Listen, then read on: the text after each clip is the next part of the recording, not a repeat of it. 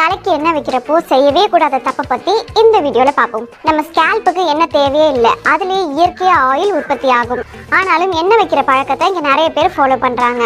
தலைக்கு எண்ணெய் வைக்கிறப்போ நான் சொல்றதெல்லாம் ஃபாலோ பண்ணிட்டு இருந்தீங்கன்னா கண்டிப்பா முடி கொட்டி போயிடும். நைட்டு ஃபுல்லா தலையில எண்ணெயை ஊற வைக்காதீங்க. நைட்டு ஃபுல்லா ஆயில் தலையில இருந்துச்சுன்னா அது ஸ்கின்ல இருக்கக்கூடிய ஓப்பன் போர்ஸை கிளாக் பண்ணிடும். தலைக்கு குளிக்க போற 2 ல இருந்து 3 மணி நேரத்துக்கு முன்னாடி எண்ணெய் வச்சாலே போதும். ஏற்கனவே ஆயிலி ஹேரா இருந்தா எண்ணெய் வைக்காதீங்க. ஆயில், டஸ்ட், டர்ட், மைக்ரோ ஆர்கானிசம்ஸை அட்ராக்ட் பண்ணும். ஆயிலியா இருக்கிற ஸ்கேல்ப்ல இன்னும் அதிகமான எண்ணெய் வச்சா ஏற்கனவே கிளாக் ஆயிருக்க போஸ் இன்னும் கஷ்டப்படும். டேண்ட்ரஃப் இருந்தா எண்ணெய் தேய்க்காதீங்க. தலைக்கு எண்ணெய் வைக்காததால தான் டேண்ட்ரஃப் வருதுன்னு நம்புறவங்க நிறைய பேர் இருக்காங்க. பட் டேண்ட்ரஃப் இருக்கிறவங்க ஆயில் வச்சீங்கன்னா இந்த ஆயிலையே உணவா எடுத்துக்கிட்டு டேண்ட்ரஃபை உண்டாக்கக்கூடிய ஃபங்கஸ் growth ஆகும். முடி அதிகமா கொட்டுனுச்சுன்னா ஆயில் யூஸ் பண்ணாதீங்க. ஹேர் ரூட்ஸ் ட்ரையா இருந்து ஹேர் ஃபால் இருக்குதுன்னா அதுக்கு ஆயில் ஹெல்ப் பண்ணும். தலையில என்ன கண்டிஷன்னே தெரியாம சொட்ட சொட்ட எண்ணெய் வச்சா கண்டிப்பா அது ஹெல்ப் பண்ணாது. ஆயில் வச்ச அப்புறம் தலைமுடிய சீவக்கூடாது.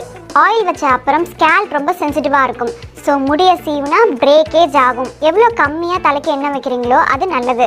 நிறைய எண்ணெய் வச்சு குளிச்சா முடியை வாஷ் பண்ணுறது ரொம்ப கஷ்டமாயிடும். ஸ்கேல்போட போர்ஸ் கிளாக் ஆகி டீஹைட்ரேட் ஆகும்.